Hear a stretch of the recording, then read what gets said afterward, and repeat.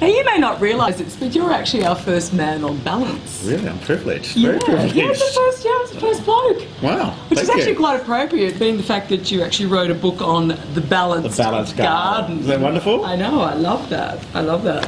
So tell me, I want to know, I mean, you're very well renowned, obviously, as one of the world's greatest sort of landscape gardeners. But where did it all start? Your parents were really keen gardeners, weren't they? My mother was a very keen gardener. And actually, my grandmothers were very keen gardeners. Okay. And my father's mother had a wonderful vegetable garden. She came from the country, and she had this wonderful vegetable garden. She had chickens. I used to love going and visiting her, and when picking through the garden, and she would go and cook the things that I'd pick.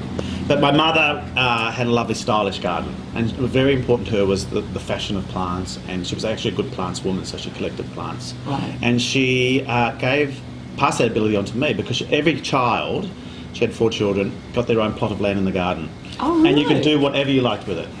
How fabulous. So I started off with the 8 seed packet, sprinkled them all over the place and saw them grow, and then it developed into a glass house. Became quite sophisticated. So your little plot became a glass house. How old were you then? About 7. Okay.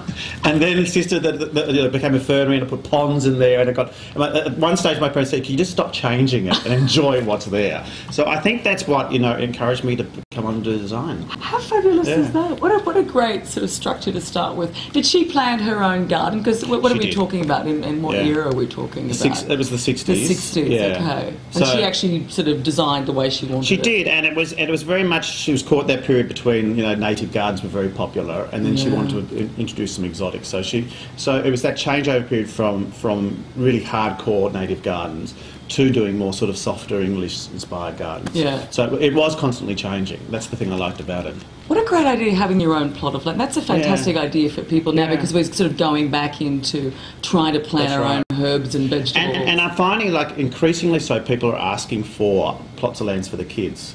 I mean, vegetable gardens are very popular, herb gardens are very popular. But a lot of people are saying, look, my child's very interested in gardens, and so we have to have some little spot for them to do it. That's really good. Yeah. Is that sort of a recent thing that you've noticed? Like in the last 10 years. Yeah. Like 10 years ago, people were just interested in the look of the garden. Yeah. It was almost like a status symbol. We have to have a good garden. We've got to get a good garden designer in. And it really has changed, in the last decade. People are actually wanting to be a bit more productive, but they're wanting their children to be involved. I love that idea.